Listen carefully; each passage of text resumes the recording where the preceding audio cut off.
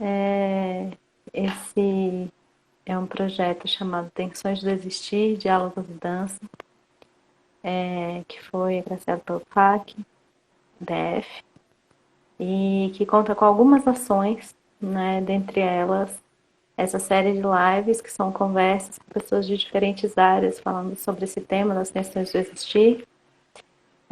Também vamos ter 2 oficinas que vão acontecer no sábado, esse próximo sábado agora e no sábado seguinte. Para se inscrever é só preencher um formulário, né? E aí vai receber depois o acesso ao link. Depois vai ser concluída, né, e divulgada uma videodança. E haverão também 3 lives de compartilhamento do processo criativo da videodança. Então, essa é aqui a gente está com a Ana C. Lima para uma dessas ações, né? Que é essa conversa. Então, Ana, muito obrigada por aceitar o convite, por participar do projeto. E eu queria, em primeiro lugar, pedir para você se apresentar um pouquinho. E é isso. Começar se apresentando e a partir daí a gente segue. Beleza. Boa noite a todos. Eu sou Ana Celima, Ana Carolina Lima. Eu que gostaria de agradecer pelo convite, de participar desse projeto que busca trazer as questões da dança, trazer um olhar interdisciplinar, trazer diálogos para as redes e só tenho a agradecer por participar. Bem, eu sou muitas coisas, eu acho. Acho que artista, escritora, professora, sempre gosto de frisar. Atualmente eu sou professora substituta no IFB, no campus Riacho Fundo. E sou artista visual, e é isso. Gosto de fazer muitas coisas. Estou vendo aqui que a Nina falou do som.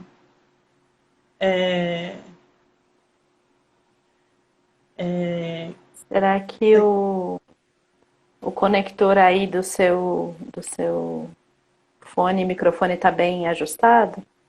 Está Deixa até eu o mexer final? aqui. Porque às vezes dá um mau contato. E agora? Vocês estão me ouvindo melhor? Tentei ajustar aqui, tá? Melhorou. Melhorou? Ih, não. Acho que quando E você chegou um esqueci de falar pouco. uma coisa importante. Fale. Tive a impressão de que quando você chegou um pouco mais pra frente, o som deu mais certo. Tá. Eu não tô querendo ficar muito com a minha cara aqui, mas tudo bem, eu chego. Pronto. Melhor agora? Sim. Beleza, então ficarei por aqui. Esqueci de falar que sou formada em artes visuais e com mestrado em metafísica. Estudei filosofia da arte e filosofia como modo de vida. São muitas coisas, muitas atividades, né? E muitas funções. Legal. Então, para começar, eu queria perguntar para você o que é que te ocorreu quando eu falei do tema da conversa? Porque pensando assim, em tensões do existir, tá conseguindo ouvir? Beleza. Então, pensando nesse tema tensões do existir, eu acho que tem vários caminhos, né, de possibilidade de pensar em questões e ações e trabalhos de artistas também. Mas eu queria saber o que que te ocorreu, assim, o que que te passou pela cabeça quando eu falei do tema, a partir das suas áreas de atuação, né? Que questões parece que podem surgir, assim, quando a gente fala em tensões do existir. Olha, eu acho que assim, pensar sobretudo nesse tema no momento que a gente está vivendo, infelizmente não falta assunto, não é no sentido bom, né? Então, Sim, eu acho que essa é uma questão que é muito. Acabou que o seu trabalho está sendo muito atual, acho que de uma maneira surpreendente, né? Quais seriam as sim, tensões de existir nos nossos contextos, né? Pensando nas artes, uma coisa que eu estava lendo, pensando sobre a questão, por exemplo, do Covid, é como que as práticas artísticas foram afetadas. Eu acho que foi a primeira questão que eu pensei. Assim, pensando no seu trabalho, que é um projeto de dança, e pensando na produção de artistas, né? Como que esses espaços das artes se modificaram ainda mais numa tendência que já estava ocorrendo, então, tudo de uma maneira digital. Alguns espaços também são potencializados, né, diante da criação. A gente tem uma série de artistas que, por exemplo, retomaram as artes têxteis, então essa é uma coisa que ocorreu na pandemia, e pessoas, de maneira geral, né, retomaram as artes têxteis, usando o que tem em casa, né, aprendendo novas técnicas. Então, acho que foi a primeira coisa que eu pensei, né, a partir muito realmente dessa situação do Covid, dessa situação da pandemia. Né? Então, como que as artes podem ser um lugar para lidar, né, com ansiedade, podem ser um lugar para lidar com questões existenciais. E é isso, acho que foi a primeira coisa que eu pensei, né? Isso pensando a partir das artes visuais. Legal. Uma das coisas que eu pensei em te perguntar ia bem nesse caminho mesmo, de pensar como é que como que você percebe, né, na verdade, essa questão da criação artística como uma forma de lidar com essas várias tensões, que é um pouco isso que você começou a falar agora, né, que foi o que te ocorreu. Então, se você puder comentar um pouquinho mais isso, como você percebe essa questão, assim, talvez esse aspecto, né, que aparece em alguns momentos na produção artística de algumas pessoas, né, pelo menos. Sim, sim. Acho que a primeira coisa, assim, eu acho que é um nível de reflexão que vai para todas as áreas da vida, né?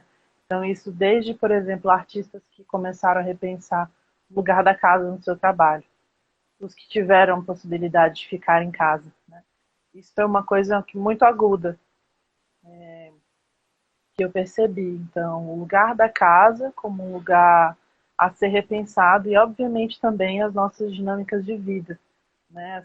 Essa nossa sociedade capitalista neoliberal, o modo como a gente, enquanto sociedade, vivia para fora de casa, trabalhando o dia todo, e chega um momento que você não consegue fugir, né, de olhar para si mesmo. Então, eu acho que isso é muito importante e se relaciona. Eu creio que a gente, né, todos nós temos essas questões existenciais e os artistas dão forma a isso, dão uma forma diferente a isso, comunicam também. Comunicam justamente as questões dessas angústias, compartilham. Né?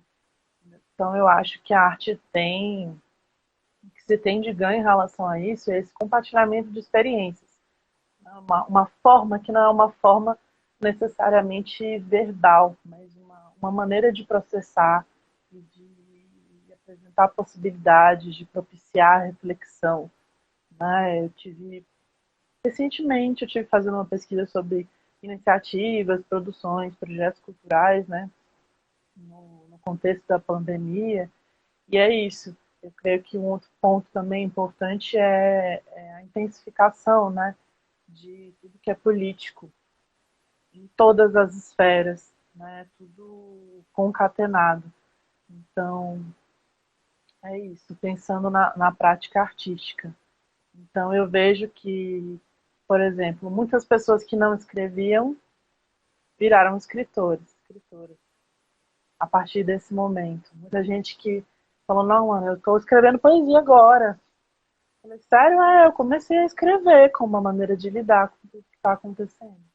Então eu vejo que vem um sentido de extravasamento, no sentido de ser um outro lado da reflexão, assim, creio que a escrita e a arte pode vir como uma espécie de duplo mesmo, de buscar se enxergar a partir de uma coisa que é você e não é você ao mesmo tempo, sabe?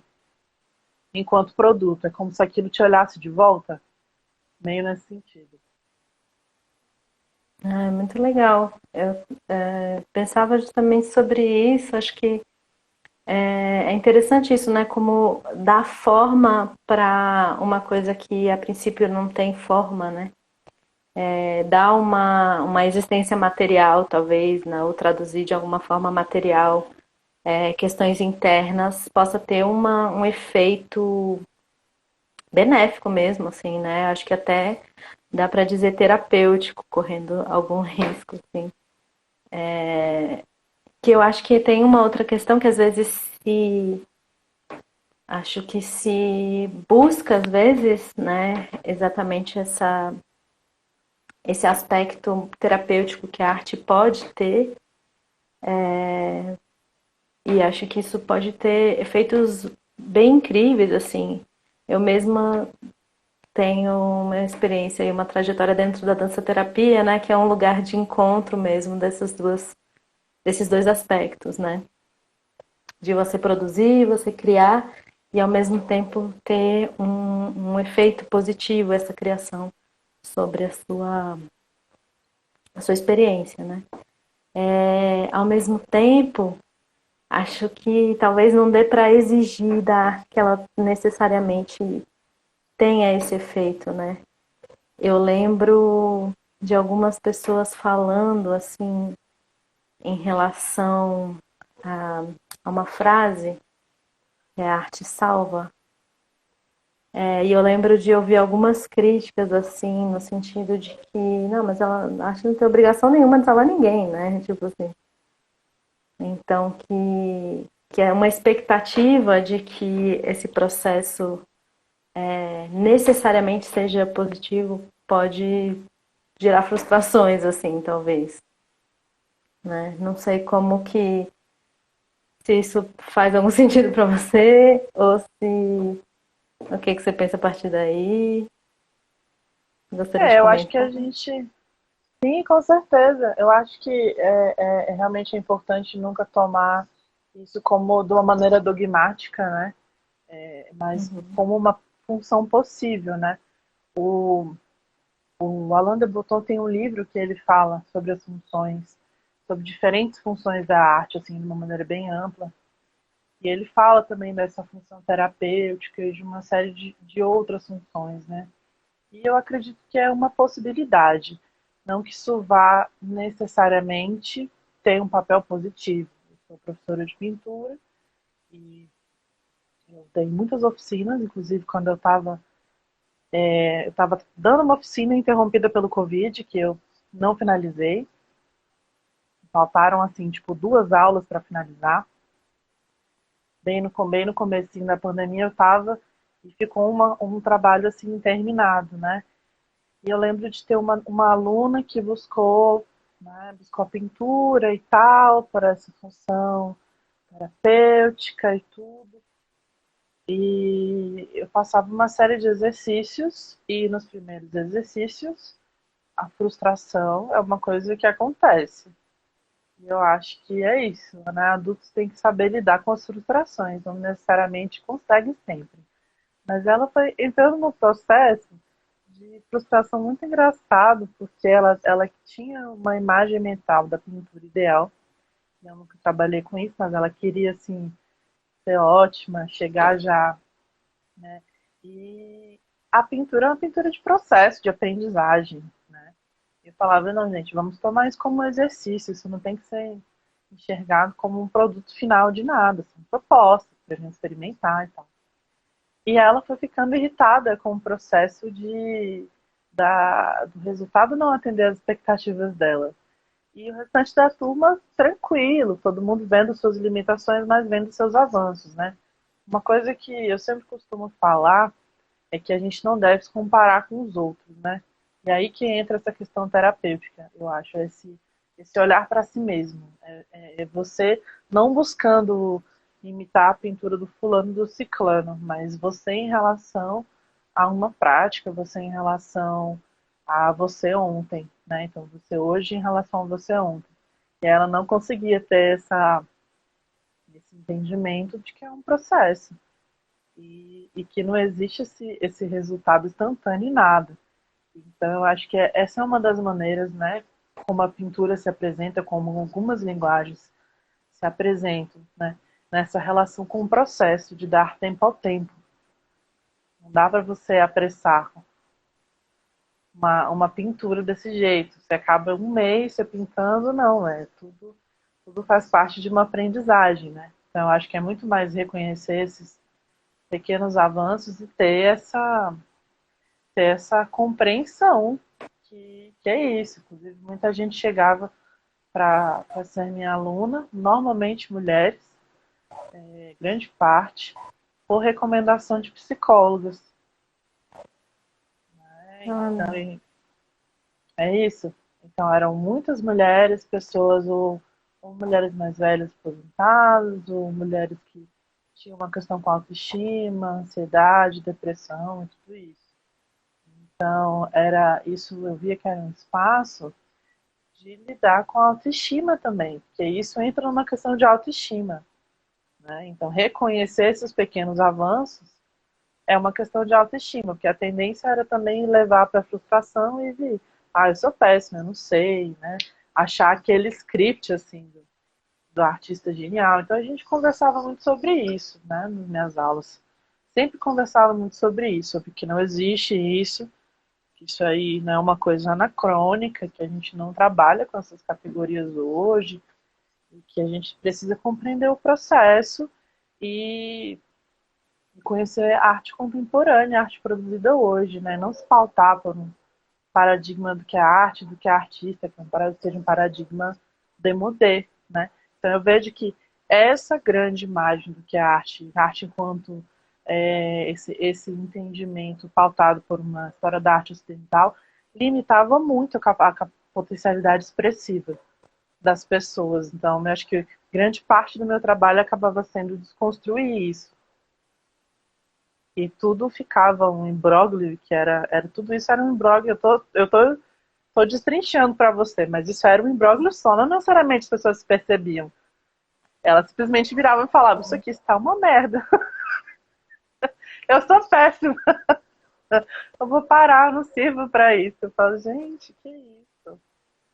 É isso. Você vai cozinhar, todo mundo precisa comer, não é? Então você precisa saber cozinhar. Se você cozinhar e dá para comer, tá ótimo. Né? Então, assim, essa ideia de excelência, essa ideia do gênero é muito opressiva, né? sim, com certeza. Muito legal essa história, assim, eu pensei em algumas coisas enquanto você falava, né? E uma delas que eu lembrei foi uma coisa que a Luciana Lara, que é parceira, inclusive está participando desse projeto como dramaturgista na videodança, ela vira e mexe, né? Enfim, eu tenho uma trajetória já com ela de fazer aulas há bastante tempo, do núcleo de formação e tal. E ela fala sempre de uma frase que, na verdade, é do André Lepec, que é um teórico aí da dança, que fala da, do processo de fazer, né? Que é um tipo de conhecimento que você faz. Eu não vou saber falar a frase exatamente, mas é alguma coisa no sentido de que é uma coisa que você conhece enquanto faz, né? E que passa a existir enquanto você está fazendo. Então, você conhece o seu trabalho à medida que você faz ele, né? E à medida que você conhece ele, você pode desenvolver ele. Então, é só no fazer que a coisa acontece, né? Não tem como você ter sei lá, uma grande inspiração, uma iluminação e de repente a coisa está pronta, né? É o fazer que vai levando a coisa a existir e a você saber, inclusive, o que é aquilo que está sendo feito, né? Que é como se fosse um jeito de pensar prático. Eu acho isso muito legal para pensar a dança, mas também para pensar as artes, né? De forma geral, que é isso. Enquanto você pinta, você também vai conhecendo o que é aquela produção que você está fazendo, né? Por mais que tivesse alguma coisa ali, alguma ideia inicial, né? Tem alguma coisa que começa, mas acho que tem um processo ali que é só no processo que você vai descobrindo, né? E eu acho que esse processo é bastante incrível também e na minha experiência, acho que tem um efeito bastante terapêutico também para lidar com todas essas tensões e todas as questões que atravessam a gente, que são difíceis de alguma forma, né? E a outra coisa que me ocorreu, aí já vou falar agora, porque, né, não sei, talvez você queira comentar, é como esse contexto que você trouxe, tanto do contexto da pandemia, quanto de um contexto neoliberal, que tem uma coisa, né, capitalista, que tem essa ideia de que você precisa estar fazendo alguma coisa útil para a sociedade, e isso acontece lá de fora, né, o tempo todo. E que isso deu uma balançada muito grande nesse momento que a gente precisou ficar todo mundo em casa, né? E de repente se sentindo inútil dentro desses parâmetros. E aí eu pensei em como eu gosto da ideia de que a arte não precisa, ela é inútil, assim, dentro dessa perspectiva, né, capitalista neoliberal. Ela pode ser inútil, assim. É uma coisa que não precisa ter uma função dentro da, sei lá, do cotidiano, não precisa ter uma utilidade, assim, né? E, e que por isso ganha um outro espaço, eu acho, também dentro. Acho que a minha impressão, pelo menos, é de que por causa disso, o jeito que a gente se relaciona com a produção artística também é muito diferente do que como a gente se relaciona com um trabalho mais convencional, assim, talvez. Você quer falar alguma coisa em relação a isso? Quero tudo. É bem interessante do processo. Eu gosto muito de um livro da Cecília Salles, que é Gesto Inacabado, no qual ela faz um estudo de diferentes processos criativos da literatura, do teatro, do cinema, e pega esses escritos dessas pessoas criadoras. E ela fala algo parecido com essa frase que você citou, que é a gente, muita coisa se resolve no processo, e aí, né, claro, eu também, a partir da Cecília pensando, mas ela apontou a questão desse processo revelar questões, né? Então a gente pode ter uma parte de idealização e tem esse fazer, e esse fazer vai nos suscitar questões, né? E aí eu me lembro que sim, né, é, da minha parte, eu acredito que a gente tem sim um pensamento nessas práticas físicas, um pensamento nessas práticas artísticas, que a gente não deve trabalhar de fato, como você falou, com uma cisão entre um pensamento organizado de uma maneira acadêmica, por exemplo, e as questões que aparecem na poética, né? Então a gente fica criando cisões muito grandes e com isso vem uma série de também modos de fazer que são muito separados. Então você tem um modo de fazer acadêmico, um modo de fazer de um processo artístico. Você tem uma parte do artístico que é intuição e você tem uma parte normalmente que leva para essa racionalização do processo, né? Mas claro, você pode também ter artistas que têm práticas completamente intuitivas, mas em algum momento isso pode ser ordenado nesse outro sentido. Então eu acho que a gente às vezes acaba fazendo essas cisões entre o pensamento. E aí não tem como, né, eu não lembrar do que eu estudei na dissertação, né, que foram os escritos do Cézanne, né, e a interpretação do filósofo francês, o Pierre Hadot, e ele se debruçou sobre os escritos do Cézanne sobre a pintura.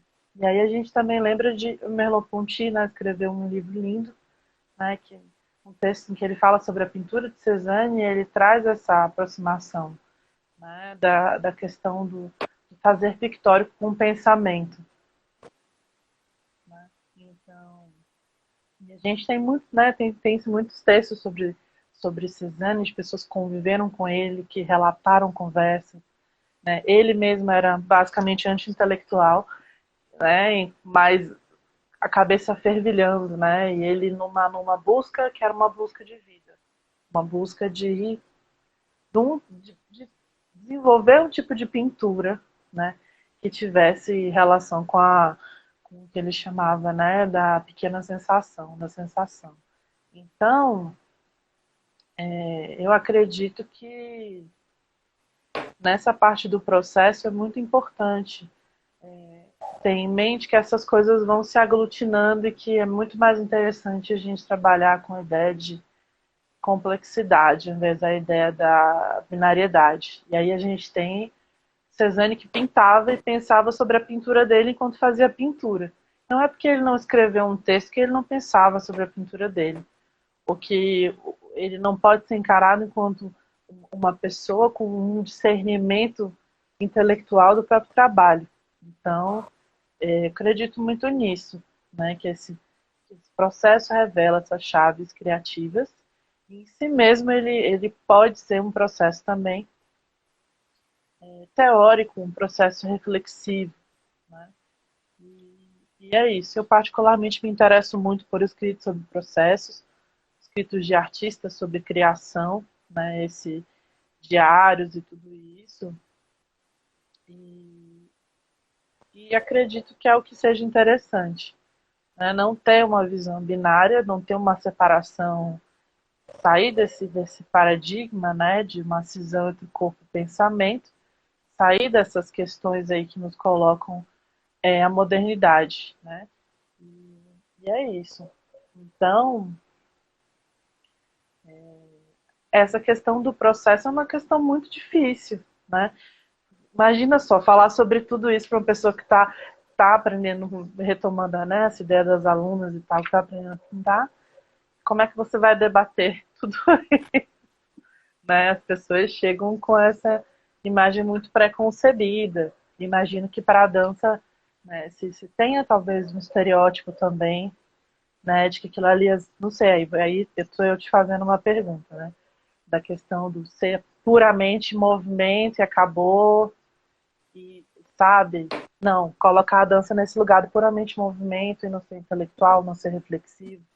Por isso também que é importante, eu acho, né, mais uma vez, o seu projeto, que busca mostrar que é isso, são maneiras de conduzir, né, esse pensamento. A partir do corpo, a partir da palavra. Sim. Pois assim, na dança tem essas duas coisas, né? Você tem, inclusive, essa ideia também que eu acho que é um pouco a ideia do gênio nas artes visuais, ou da pessoa que tem um dom, né? Tem essa ideia também na dança, das pessoas que têm um dom para dança, ou que sabem dançar, né? É isso. A pessoa sabe, e isso normalmente significa é, saber algum tipo de coreografia, né? Ter aprendido algum tipo de coreografia. E, e tem muitas formas de pensar o que que é isso, né? O que que é a dança, o que que tem coreografia que para mim nem é dança, assim, sabe? Pode ser compreendido dessa forma, mas pode ser que não também, né? E existe uma linha assim, existem linhas, né, de pensar a dança no movimento pelo movimento, né, que fala, que é basicamente você tentar não significar, né, os movimentos. Mas ao mesmo tempo isso não quer dizer que isso não seja um processo racional, né? Eu acho que isso remete um pouco talvez ao processo de abstração, sabe? Tipo, da abstração nas artes visuais, né? Do tipo, um movimento pelo movimento seria um movimento que ele não te remete a alguma coisa, ou ele não cria uma coreografia que você reconhece, mas é a exploração das possibilidades de movimento daquele corpo, né? Só que é um processo que também é, como você falou, né? Também tem um pensamento aí nesse processo, né? Tem um pensar movimento aí. Mesmo não querendo significar, né? enfim.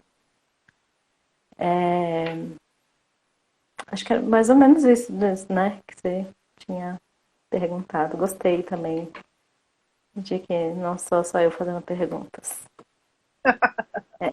É isso, né? Também É isso. preciso entender algumas coisas, né? Tem particularidades, tem semelhanças, né? Então Sim, sim, essa questão da tradição, da história da arte vem com essas categorias aí terríveis, né? Terríveis sim, e que nos aproximam muito da ideia de que é uma prática. Isso é uma prática, né?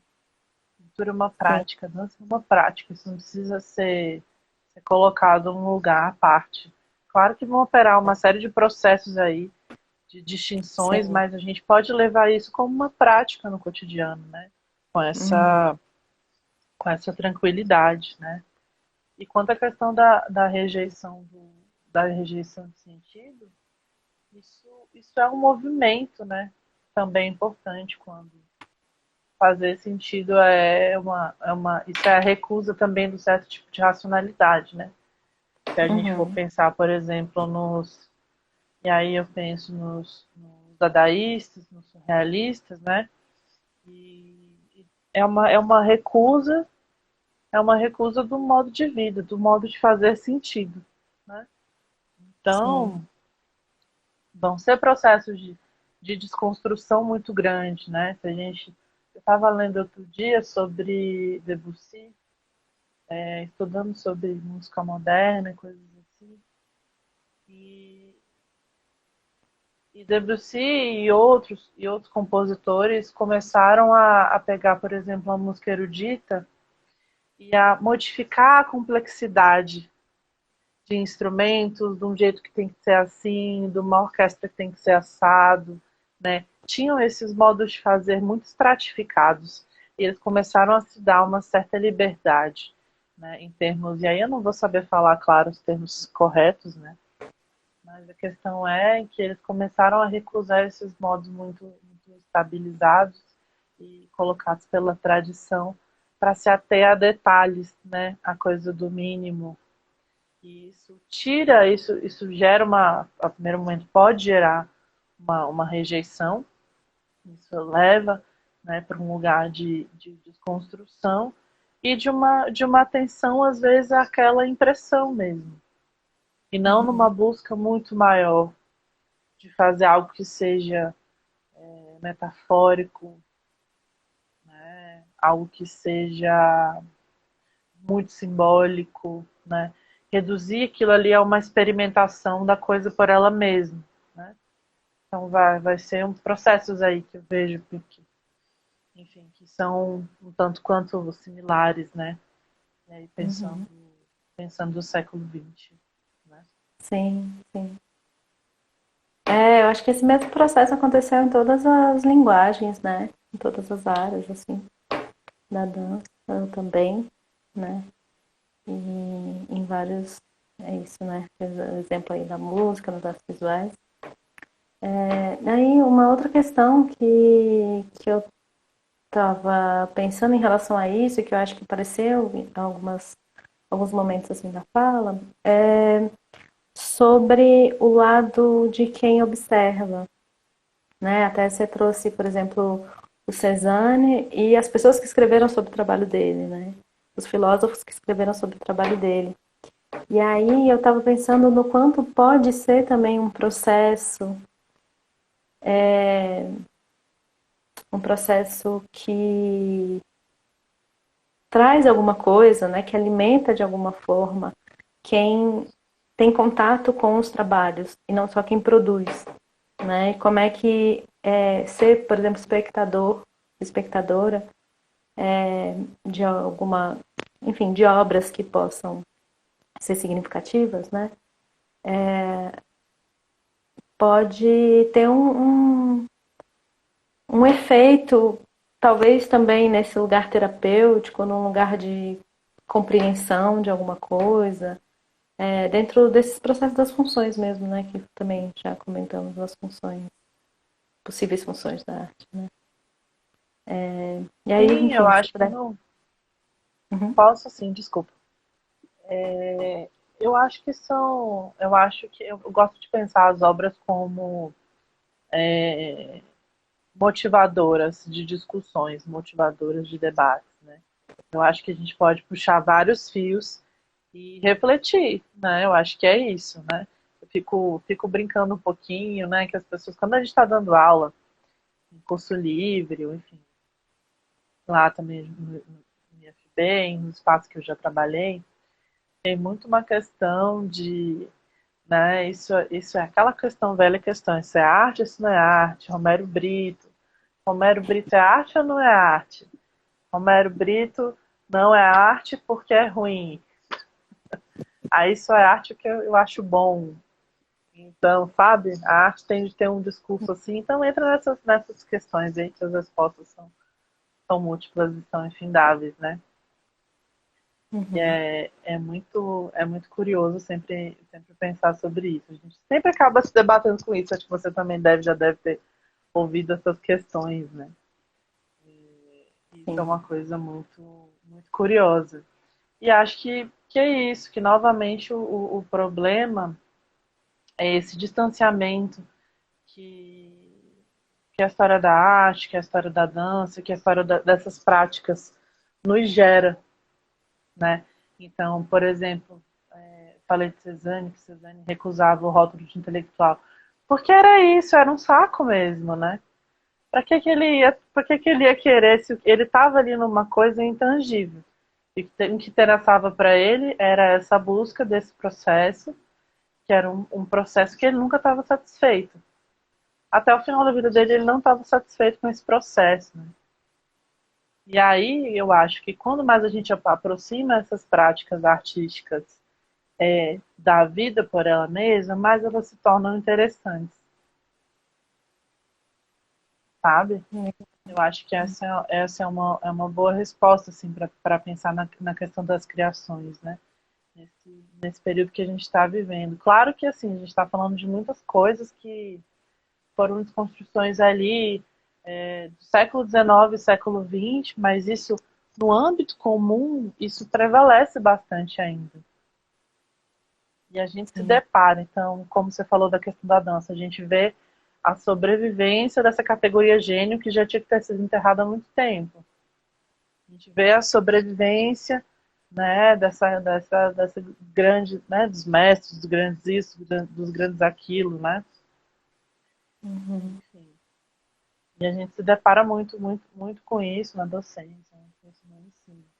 Eu acho que essa é uma coisa muito comum. E aí, claro que, né, o potencial terapêutico muitas vezes é desprezado pelas mesmas pessoas que defendem esse tipo de Uhum. categoria. Né?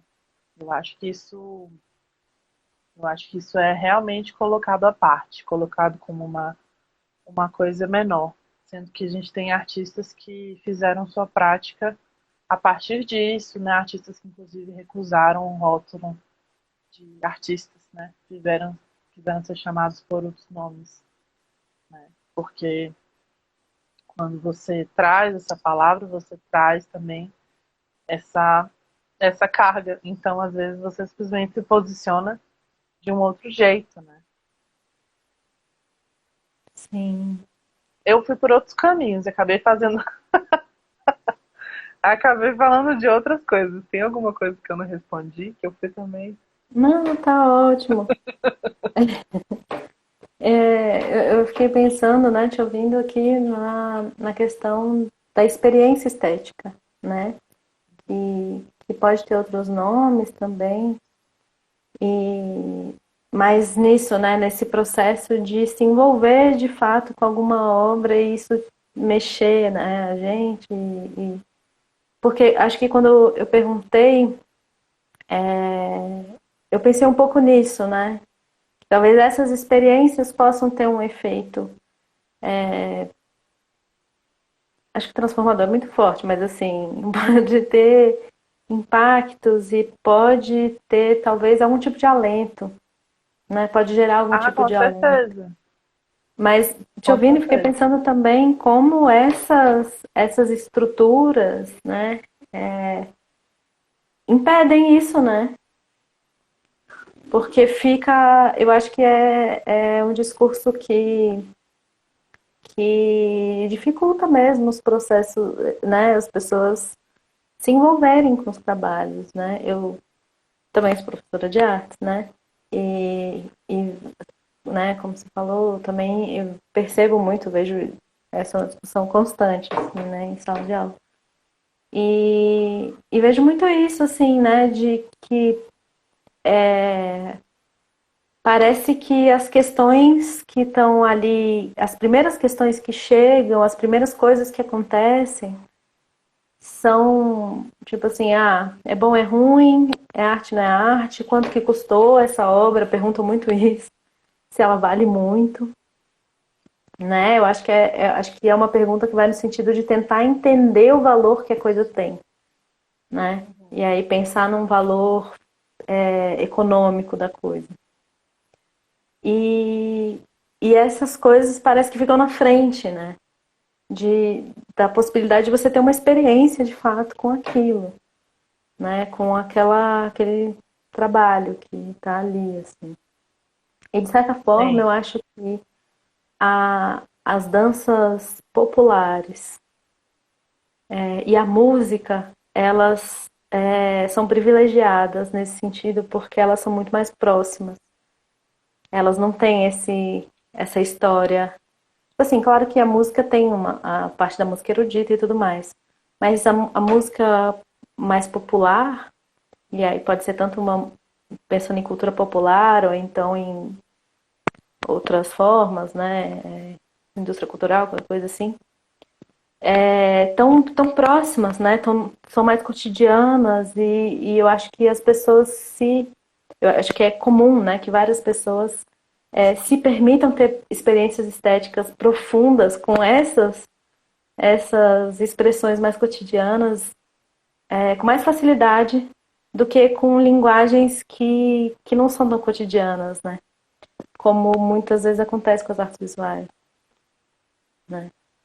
E sim, com também, que também é o caso com a dança contemporânea, né? Eu acho que a dança, quando a gente pensa nas danças mais populares, mais cotidianas, não, mas a dança contemporânea também está nesse lugar, assim. sim. Uma coisa que eu ia falar, que eu dei uma volta danada e acabei indo para outros lugares, era, né, que isso tem a ver com uma questão da cisão. Tem uma cisão em arte e vida que não existiu para determinados tipos de arte, né? E assim, a meu ver, isso tem uma relação realmente com o estabelecimento de uma perspectiva ocidental para o sentido de arte que a gente utiliza. Então, se o que foge dessa matriz construída na Europa, não tem por que falar arte e vida se a arte nunca saiu de uma dimensão da vida. Isso saiu para determinados tipos de arte. E ainda assim, quando a gente olha, quando a gente passa a questionar categorizações como arte popular dentro das artes visuais, arte naif, quando a gente pensa nas próprias artes têxteis, né, a gente pensa, beleza, as artes visuais estão realmente afastadas do cotidiano? Porque se a gente pensar rapidinho aqui, costura, tricô, né, pintura mural, pintura de decoração, uma série de técnicas e de linguagens, você tem aí que acho que o problema é muito mais uma estratificação no sentido de artes superiores e artes inferiores, também estruturada a partir, né, das academias, de toda a história de consolidação da área de artes como uma disciplina, como uma área do conhecimento, eu acho que é muito mais isso, e um processo de secundarização do que não fosse meramente 5 tipos ali de arte, sabe? Porque é isso, quando a gente pensa nas artes visuais e a gente começa a enumerar essas possibilidades, é uma coisa que é cotidiana. A arte têxtil mesmo, a arte têxtil é muito cotidiana, né? Então eu acho que é isso, eu acho que a gente eu percebo um momento um momento que dura, claro, está durando uns anos de questionamento, né, desses processos de secundarização, porque a gente tem aí uma questão que é basicamente também do processo do estabelecimento do Ocidente como uma hegemonia. Porque tudo que era tipos de linguagens que eram valorizadas e que não vinham daquela matriz eram secundarizadas. Ou então, que não eram feitas por homens brancos heterossexuais, eram secundarizadas.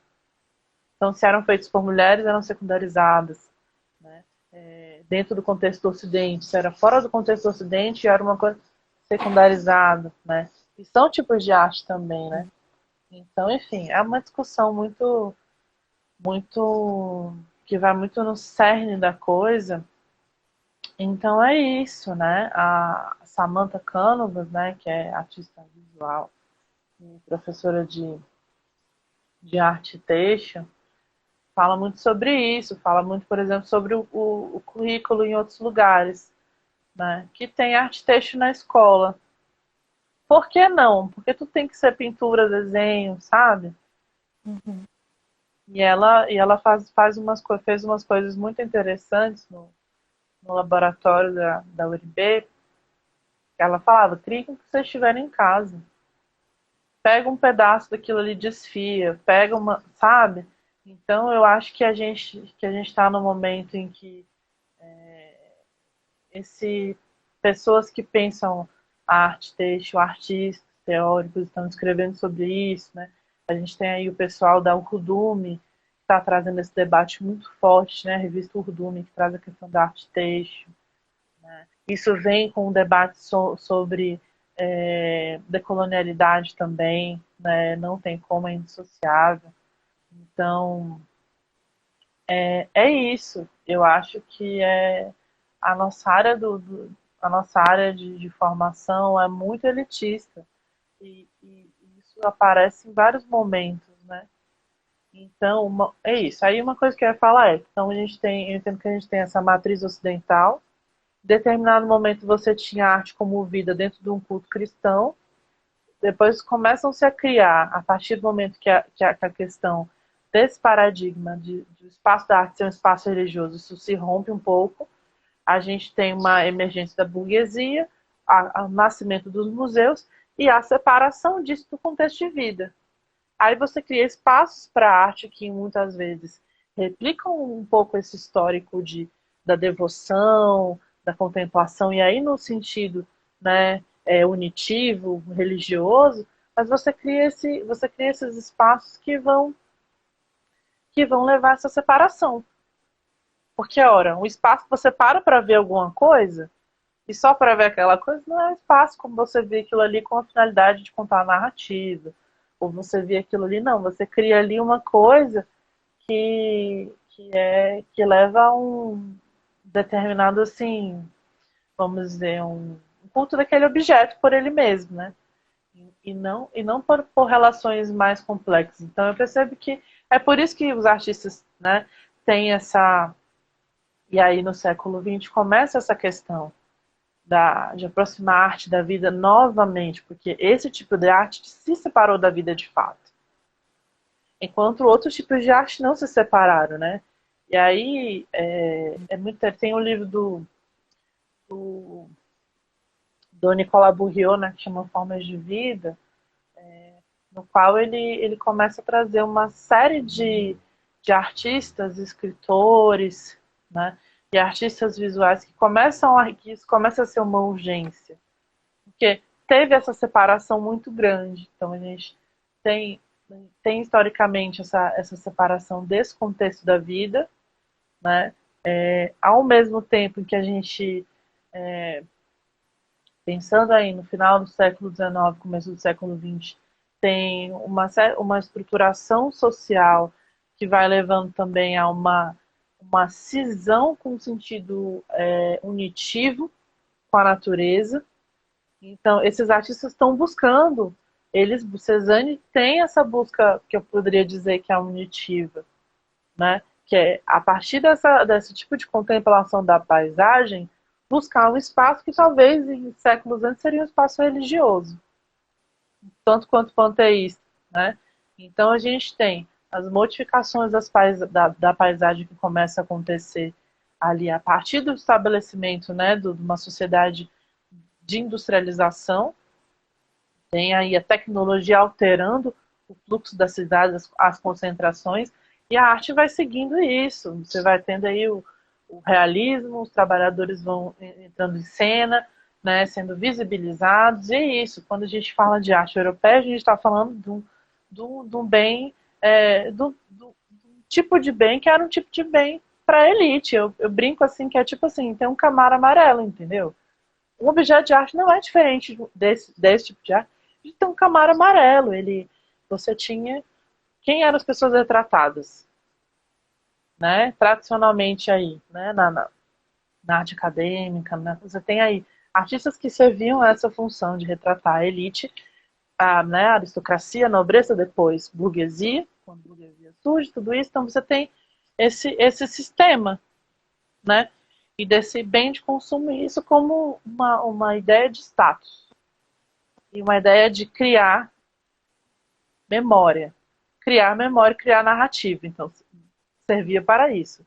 Criar uma narrativa para a posteridade, né? Então, enfim, quando a gente tem esse debate da função da arte, daquela questão do sistema capitalista, da questão desse afastamento da vida e dessas cisões, e tudo numa ótica do consumo, acho que é um dos debates mais complexos, eu acho, que a gente pode ter. Porque você sai da posição, tem e aí eu estou trazendo esses, né, para a gente pensar junto. Tem o Bernard Stiegler, que ele vai falar sobre isso, né? Filósofo também, ele vai falar desse lugar do estabelecimento de consumo. Então, sair do eu faço para um lugar do consumo, eu consumo. E isso já é uma relação de separação com a vida, porque você não faz, você já consome. Você consome a experiência de outra pessoa. Você não tem aquela experiência, né? Enfim, então é bem complexa essa discussão. A Nina tá lembrando aqui a gente que vai dar 5 minutos, vai dar 1 hora em 5 minutos. Mas é isso, né? É uma discussão muito complexa que eu acho que dá muito pano pra manga, né? Tem várias coisas aí que dão muito pano pra manga. Queria aproveitar então esses minutinhos bem finais aqui e queria saber se alguém gostaria de perguntar alguma coisa para Ana. Queria saber alguma coisa pontual. Acho que são os últimos derradeiros. Bom, se não tiver aqui nenhuma pergunta, nenhum comentário, então eu agradeço muito e queria pedir para, se você quiser falar mais alguma coisa, concluir algum pensamento, se quiser, ou algo assim, fique à vontade. Obrigada. Obrigada. Não, é isso. Uma questão para ser bem respondida, essa questão aí não é uma coisa fácil, né? É isso. Esse pensamento aí genealógico é muito importante, né? Para gente compreender, porque essas coisas não são coisas recentes, são coisas seculares, né? Então, é isso. Eu acho que, enfim, então a gente tem que criar essa imagem mental de como essas coisas vão se formando, né? É muito importante. Mas era isso mesmo, né? Eu acabei falando bastante, mas nesse sentido, né? De trazer essa complexidade mesmo da coisa, né? É isso. Eu acho, e eu gosto muito de tentar combinar uma perspectiva crítica com essa perspectiva também né, que as pessoas tenderiam a trazer mais aí no âmbito de uma sociologia da arte, né, que o pessoal da nossa área não gosta muito de pensar, de trazer essas coisas que eu estou trazendo, né? Isso é bem mais uma coisa crítica e tal, uma coisa de uma perspectiva da sociologia dos marxistas, né? Mas é isso, não tem vista esse processo social, da estrutura, né? Da estrutura É, da coisa, dos locais, né? sim, acho que é super importante trazer todas essas reflexões, né, para dar inclusive uma compreensão maior, né, das questões mesmo que surgem na arte, né, do funcionamento, enfim. Bom, a gente está chegando perto de 1 hora, então eu já vou finalizar por aqui, para não encerrar de repente. Mas agradeço muito, Ana, pela conversa, por ter aceitado o convite e estamos aí. Obrigada. Agradeço também o pessoal que entrou, né, que está aí assistindo. E é isso. Muito Fiquem todos obrigada bem. pelas suas perguntas, muito instigantes. Obrigada pelo convite, por trazer essa perspectiva bem assim, transdisciplinar, né, acredito eu, e super, super contemporânea, né, debates muito importantes. Agradeço quem nos ouviu até agora, e é isso.